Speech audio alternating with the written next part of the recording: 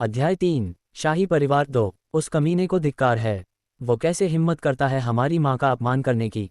भोजन कक्ष से निकलते ही दीना गुस्से से फट पड़ी। दीना की दासी और डेजी पीछे पीछे दौड़ी, लेकिन वे हमारी बातचीत में दखल देने की हिम्मत नहीं करती थीं। शांत हो जाओ दीना, मैंने धीरे से कहा और उसे कमरे से दूर खींचा। तुम जानती हो वह हमेशा से ऐसा ही रहा है, लेकिन ये कोई कारण नहीं है कि वह हमारी माँ का अपमान करे। और पिता भी, न केवल उन्होंने माँ की रक्षा नहीं की बल्कि हमें ही बाहर निकल जाने को कह दिया। ये बहुत अपमानजनक है। हाँ, मैंने गहरी सांस ली और दीना को अपना गुस्सा निकालने दिया। मेरी तुलना में मेरी बड़ी बहन ही इस परिवार के भेदभाव का सबसे ज्यादा शिकार हुई थी। मुझे परिवार की राय की कोई परवाह नहीं, लेकिन दीना ऐसा नहीं कर पाती। वह हमेशा पिता की स्वीकृति चाहती रही है। दुर्भाग्य से, हमारे जन्म की वजह से और इस कारण कि हमारी माँ कई साल पहले मर गई, पिता के सामने हमारी स्थिति हमेशा अजीब ही रही है। ब्रांड द्वारा माँ को रंडी कहने की जड़ भी यही है। पिता से विवाह करने से पहले हमारी माँ केवल एक छोटे कुलीन परिवार की बेटी थीं। वह महल में दासी बनकर आई थीं और वहीं उनकी मुलाकात पिता से हुई। तब पिता की शादी मेरी सौतेली माँ लिलिया से हो चुकी थी और मेरा बड़ा भाई भी पैदा हो चुका था। परंतु पिता माँ पर इस कदर आसक्त हो गए कि लिलिया, मेरे भाई और राजदरबार की राय की परवाह किए बिना उन्होंने माँ को दूसरी महारानी बनाने की जिद की। सच कहूँ तो अगर माँ केवल उपपत्नी कंक्यूबाइन बनकर आती तो कोई समस्या नहीं होती। साम्राज्य में बहुपत्नी विवाह आम बात है, लेकिन जब पिता ने माँ को दूसरी महारानी बनाने की ठान ली तो इसका विरोध पूरे दरबार में हुआ। आखिरकार माँ की प्रतिष्ठा महारानी बनने लायक नहीं मानी जाती थी और दूसरी महारानी बनने का अर्थ था पूरे साम्राज्य की राजनीतिक स्थिति बदल जाना। इसी वजह से साम्राज्य में बहुत से लोग माँ को वो महिला जिसने सम्राट को बहकाया कहकर बदनाम करते थे। जब माँ जीवित थीं तो ये बहुत बड़ी समस्या नहीं थी। उनके महारानी होने के कारण और सम्राट के समर्थन से कोई उनकी बेइज्जती करने की हिम्मत नहीं करता था। परंतु माँ की मृत्यु के बाद सब कुछ बदल गया। पिता को अपनी पहली महारानी लिलिया के प्रति अपराध बोध था, इसलिए उन्होंने उसे छोटी मोटी बातों में हमें डांटने दिया। शुरुआत में स्थिति संभालने योग्य थी, पर समय के साथ महल और राज्य में हमारी प्रतिष्ठा काफी गिर गई। यहाँ तक कि कुछ समय बाद विशेषकर मेरा दूसरा भाई खुलेआम माँ को रंडी कहने लगा। सम्राट क्रोधित होते थे, निश्चित रूप से, लेकिन अपराध बोध के कारण वह उसे दंडित भी नहीं करते थे। और धीरे धीरे स्थिति और बिगड़ती चली गई। अब हमारे भाई बहनों के साथ रिश्ता लगभग शत्रुओं जैसा हो चुका है। मैं दीना का हाथ पकड़कर उसे एक कमरे में ले गया, दरवाज़ा बंद किया और डेजी तथा दासी को आदेश दिया कि किसी को अंदर न आने दें। अकेले होने पर मैंने अपनी बहन की ओर चिंतित नज़र से देखा और आह भरी। तुम इतनी जल्दी अपना आपा क्यों खो देती हो दीना? मैंने कहा था उसे नज़रअंदाज करना बेहतर है। इस बार तो तुमने जादू भी इस्तेमाल किया। मुझे पता है क्लाउस, लेकिन मैं कैसे बर्दाश्त करूं जब कोई हमारी माँ का अपमान करे।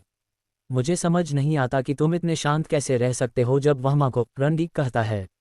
दीना ने गुस्से से काले नेत्रों से मुझे देखा, एक आंसू उसके गाल पर धीरे से लुढ़क गया। ये हमारे ही भले के लिए है, मैंने उसके आंसू पोंछते हुए कहा।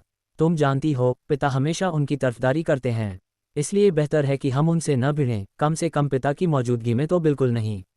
दीना चुप हो गई और सिर झुका लिया। कुछ सेकंड बाद उसने धीरे से कहा, माफ़ करना, इस बार मैंने तुम्हें मुश्किल में डाल दिया। चिंता मत करो, मैं तुम्हारा भाई हूँ आखिर। हाँ, तुम ही मेरे एकमात्र भाई हो। दीना ने हाथ बढ़ाकर मुझे कसकर गले लगा लिया। क्लाउस, तुम मुझे कभी मत छोड़ना। मुझे उसकी छाती अपने सीने से सटी हुई महसूस हुई और उसकी मीठी सुगंध मेरी सांसों में भर गई। एक पल के लिए मैं उस एहसास में खो गया।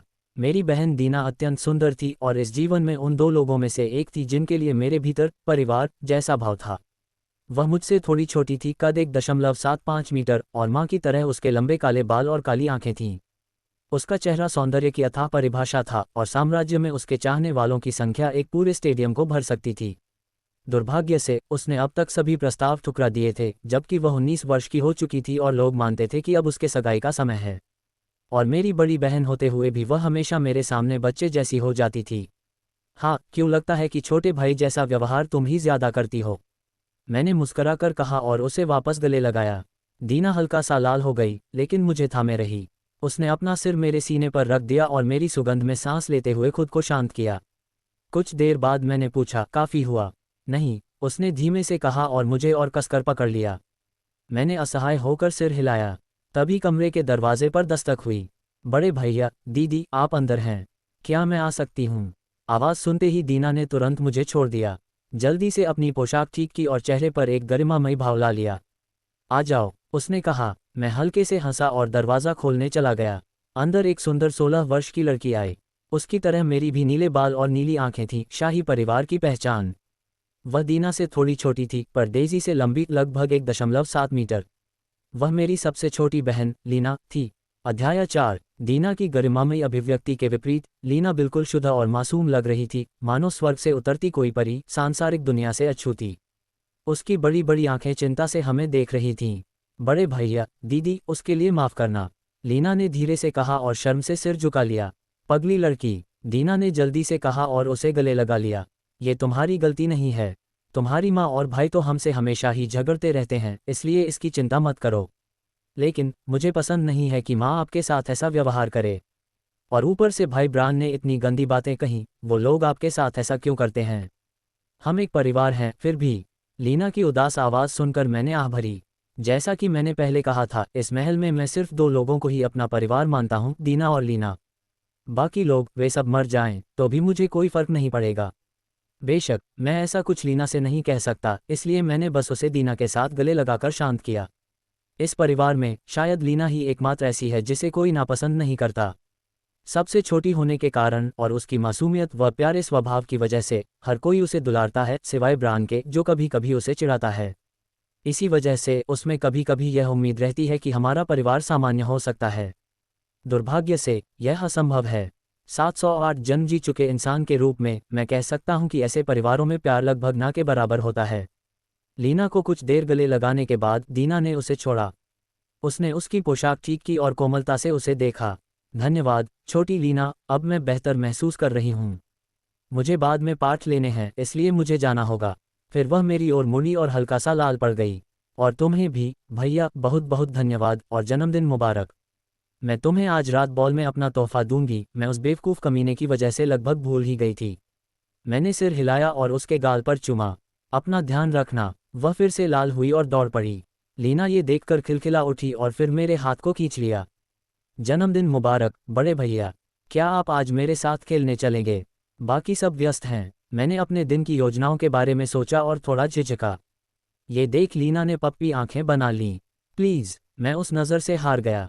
अच्छा अच्छा, चलो चलते हैं। धन्यवाद, बड़े भैया, आप सबसे अच्छे हैं। लीना खुशी से चिल्लाई और मेरा हाथ पकड़कर खींचने लगी। उसने एक दासी को हमारे लिए खाने का सामान लाने को कहा और मुझे प्रांगण की ओर ले गई। मुझे केवल मुस्कुराते हुए उसके पीछे चलना पड़ा। डेज़ी ने बहाना बनाया कि उसे रात के लिए कुछ तैयारी करनी है, तो प्रांगण में सिर्फ लीना, मैं और कुछ दासियां ही गए। प्रांगण को पहले से ही ठीक तरह से सजाया गया था। एक बड़े पेड़ की छाया में ज़मीन पर चादर बिछाई हुई थी, जहां हम बैठ सकते थे। कुछ मिनट बाद दासी पे और नाश्ते लेकर आए और चादर पर रख दिए। मैंने नाश्ता पूरा नहीं किया था और भूख लगी थी, इसलिए मेरा हाथ तुरंत नाश्ते की थाली की ओर चला गया। ये देखकर लीना प्यारी सी मुस्कान मुस्कुराए। वह भी कुछ नाश्ता लेकर मेरे साथ खाने लगी और मुझसे कहानियां सुनाने की जिद करने लगी। मेरे सभी भाई बहनों में से मेरा रिश्ता लीना के साथ सबसे अच्छा था। जब वह छोटी थी, बाकी भाई बहन उससे खेलना पसंद नहीं करते थे और उसकी निजी दासी एक वयस्क थी। इसलिए महल में उसका एकमात्र खेलने वाला मैं ही था। असल में 708 जन्म जीने के बाद एक बच्चे के साथ खेलने के लिए मेरे पास पर्याप्त धैर्य था, इसलिए लीना जल्दी ही मेरे बहुत करीब हो गई। तब से जब भी वह बोर होती, मेरे पास आ जाती। मैं उससे खेलता, कहानियां सुनाता या अपने पिछले जन्मों के गीत और किस्से साझा करता। बेशक, जब मेरी सौतेली माँ को पता चला कि लीना हर दिन मेरे साथ रहती है, तो वह नाराज़ हुई। लेकिन चाहे वह लीना को डांटती या मुझे मिलने से मना करती, लीना हर बार किसी न किसी तरह से मेरे पास चली आती और कहानियां मांगती। कभी कभी तो रात में भी मेरे कमरे में चुपके से आ जाती और मेरे साथ सो जाती। मैंने थोड़ी देर सोचा और फिर उसे एक कहानी सुनाने का फैसला किया, एक राजकुमारी की जिसे दुश्मन राज्य के राजकुमार से प्यार हो गया था और दोनों सालों तक लड़ते रहे, जब तक कि अंत में वे एक न हो गए। ये कहानी वास्तव में मेरे 200वें या 300वें जीवन में घटी थी, इसलिए मैं इसे दिलचस्प और रोमांचक तरीके से सुना सका। कहानी के अंत तक आसपास की दासियां भी चुपके से सुनने लग गईं। कहानी खत्म होने पर लीना मुझे मंत्रमुग्ध सी देख रही थी। कहानी बहुत अच्छी थी, बड़े भैया। मुझे खुशी है कि राजकुमार और राजकुमारी साथ हो पाए। मैंने मुस्कुराते हुए उसके सिर पर हाथ फेरा। हाँ, जब प्यार जीतता है तो अच्छा लगता है। बड़े भैया, मैं भी उस व्यक्ति के साथ खुश रहना चाहती हूँ जिसे मैं प्यार करती हूँ। यही मेरा सपना है। ओहो, हमारी छोटी लीना को कोई पसंद है? मैंने छेड़ते हुए पूछा। बिल्कुल, उसने झट से कहा और उसके कान तक लाल हो गए। वह सबसे सुंदर, दयालु और बुद्धिमान व्यक्ति है जिसे मैं जानती हूँ। लेकिन मैं उसका नाम नहीं बताऊंगी, उसने धीमे और घबराए हुए स्वर में कहा, ताकि दासियां न सुने। फिर उसने मुझे आधी उम्मीद और आधे डर से देखा। क्यों मुझे ऐसा लग रहा है कि तुम्हारा यह वर्णन तुम्हारे इस भाई से मिलता जुलता है? मैंने मुस्कुराकर चिढ़ाया, नहीं, वो आप नहीं हैं। लीना का चेहरा तुरंत सफ़ेद पड़ गया। दासियां हमारी ओर चौंक कर देखने लगी, लेकिन मैंने इशारे से बताया कि सब ठीक है। मैं उसे बताने ही वाला था कि यह मजाक है, लेकिन उससे पहले ही वह खड़ी हो गई और हकलाते हुए बोली, माँ मैं थोड़ी अस्वस्थ महसूस कर रही हूँ। माँ मैं थोड़ा आराम कर लूँगी। माफ़ कीजिए बड़े भैया। और वह बिना जवाब सुने ही जल्दी से चली गई। मैंने सिर हिलाया और हल्की सी हंसी आई। उसकी रोज़ की हरकतें देखकर मैं इतना भी सुस्त नहीं हूँ कि उसकी भावनाएं न समझ सकूं। खैर, किसी भी दुनिया में अनैतिक संबंध स्वीकार करना आसान बात नहीं है। शायद वह सोचती है कि हम भाई बहन हैं, इसलिए यह असंभव है। लेकिन सच कहूँ तो मुझे इससे फर्क नहीं पड़ता। अपने कुछ पिछले जन्मों में मैंने ऐसा किया भी है। खैर, उसके पास कम से कम एक सपना तो है। और मैं इस जीवन में क्या करूं यह नहीं जानता। राजा बनना थका देने वाला है और दानव राजा की भूमिका भी बहुत निभा चुका हूं। हीरो बनना नहीं, बहुत झंझट है। शायद अब आराम करने का समय है। खैर, अभी मुझे फैसला करने की ज़रूरत भी नहीं है। अध्याय 5 शाही परिवार 4। पुनर्जन्म लेने वाला होना भले ही सुनने में शानदार लगे, लेकिन इसके साथ अपनी ही समस्याएं आती हैं।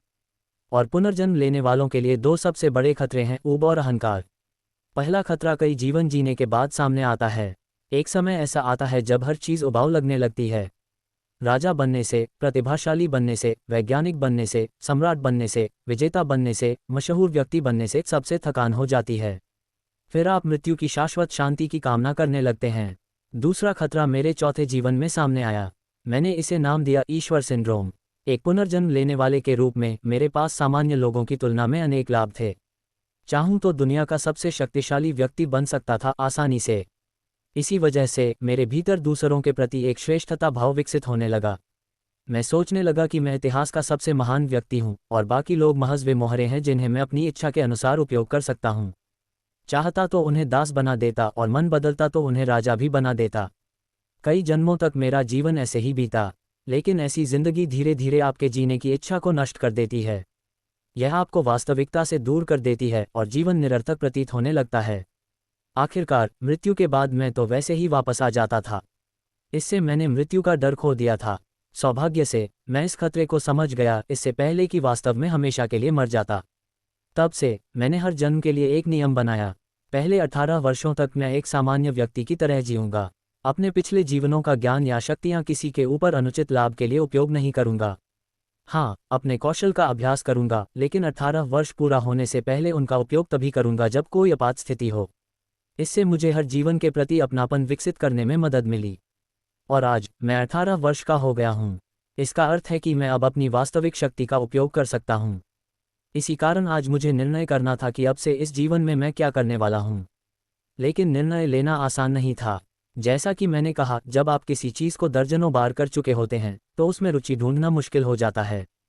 पूरा दिन मैं अपने भविष्य के बारे में सोचता रहा, लेकिन रात होने तक भी कोई निर्णय नहीं ले पाया। उसी समय डेज़ी मेरे कमरे में आई। आपकी उच्चता, आज रात के नृत्य समारोह में बस थोड़ा समय बचा है। अरे, इतनी देर हो गई, मैंने आश्चर्य से पूछा। उफ़, आपका जन्मदिन समारोह 1 घंटे में शुरू होगा। जल्दी कीजिए आपकी उच्चता। नहाए जब तक मैं कपड़े तैयार करती हूँ। डेज़ी ने मुझे लगभग धक्का देकर स्नानघर में भेज दिया और दरवाज़ा बंद कर दिया। मैं असहाय सा मुस्कुराया। नहाने के बाद डेज़ी ने मेरे लिए तैयार किए गए कपड़े पहनने में मेरी मदद की। बचपन से मेरी सेविका होने के कारण वह थोड़ा शर्माई, लेकिन बिना किसी समस्या के मुझे तैयार कर दिया। उसने मेरे बाल संवारे, कपड़े ठीक किए और मुझे दर्पण के सामने ले गई। दर्पण में अपनी छवि देखकर मैं अनायास बोल उठा। उसी समय डेज़ी भी मुझे देखकर खोई सी रह गई। मैंने हल्की खांसी कर ध्यान लौटाया। डेज़ी चौंकी और अपनी गलती समझते ही लाल पड़ गई। आपकी उच्चता, आप बहुत हैंडसम लग रहे हैं, उसने शर्माते हुए कहा। मैं मुस्कुराया। और तुम भी बहुत सुंदर लग रही हो। डेज़ी सिर झुका गई, मेरी आंखों से नज़रें नहीं मिला पा रही थी। माना उपयोग करने वाले लोग सामान्य लोगों से अधिक आकर्षक होते हैं, क्योंकि माना शरीर को उसकी सर्वश्रेष्ठ आकृति में ढाल देता है, उम्र की खामियों को मिटा देता है। इसी कारण मैं हर जीवन में सुंदर रहा हूँ। और इस जीवन में मेरे भीतर इतनी मना है कि मैं एक देश नष्ट कर सकता हूँ, हालांकि किसी को पता नहीं। इसलिए मेरा शरीर लगभग पूर्णता का प्रतीक है। यहाँ तक कि मेरा छोटा भाई भी कमाल की हालत में है। मैंने शाही परिवार के नीले बाल और नीली आंखें पाई हैं और मेरी त्वचा स्वस्थ गोरी है, किसी भी मानक से बेहद आकर्षक। साथ ही 1.82 मीटर का कद, सुडौल शरीर और सुंदर चेहरा कई स्त्रियों का स्वप्न सखा बना सकता है। मैं विशेष रूप से आत्ममुग्ध नहीं हूँ, लेकिन ये स्वीकारना पड़ता है कि इस जीवन में मेरा शरीर वाकई बेहतरीन है। हल्की हंसी दबाते हुए मैं डेज़ी की ओर मुड़ा और अपना हाथ आगे बढ़ाया। लेडी, क्या आप मुझे सभा स्थल तक ले जाने का सम्मान देंगी? डेज़ी ने आश्चर्य से देखा, फिर हल्की लालिमायुक्त मुस्कान दी। यह मेरे लिए सम्मान की बात है, आपकी उच्चता। उसने मेरा हाथ पकड़ा और मुझे महल के बड़े सभागार की ओर ले गई। आज रात डेज़ी ने दासी वाली पोशाक नहीं पहनी थी, वह एक सुंदर नीली औपचारिक पोशाक में थी, विशेष रूप से इस समारोह के लिए बनाई गई। मुझे मानना पड़ा, वह उस ड्रेस में सचमुच बहुत सुंदर लग रही थी।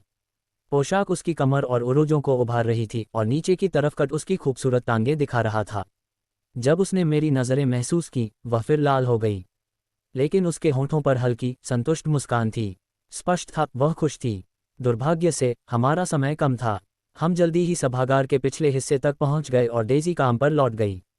मैं दरवाजे के पीछे खड़ा रहा, पिता द्वारा मेरा नाम पुकारे जाने का इंतजार करता हुआ। हॉल में पहले से ही भीड़ थी और लोग लगातार अंदर जा रहे थे। तभी लीना हॉल से बाहर आए। बड़े भैया, उसने आवाज़ दी और मेरी ओर दौड़ पड़ी। मैंने हौले से मुस्कुराकर सिर हिलाया। आज तुम बहुत सुंदर लग रही हो, लीना। मुझे यकीन है कि बहुत से लड़के तुम्हारे आकर्षण में पड़ जाएंगे। लीना का चेहरा लाल हो गया। धन्यवाद भैया, उसने इतनी धीमी आवाज़ में कहा कि मैं मुश्किल से सुन पाया। भैया, जब पिता आपका नाम पुकारें, क्या मैं आपके साथ अंदर जा सकती हूँ? बिल्कुल, लीना खुशी से मुस्कुराए और मेरा हाथ पकड़ लिया। उसी समय हॉल के भीतर से पिता की आवाज़ गूंजी, आज की रात के सितारे का स्वागत करें, क्लाउस क्विंटन, अर्केडियन साम्राज्य के चौथे राजकुमार। मैंने लीना की ओर देखा, गहरी सांस ली और आगे कदम बढ़ा दिया।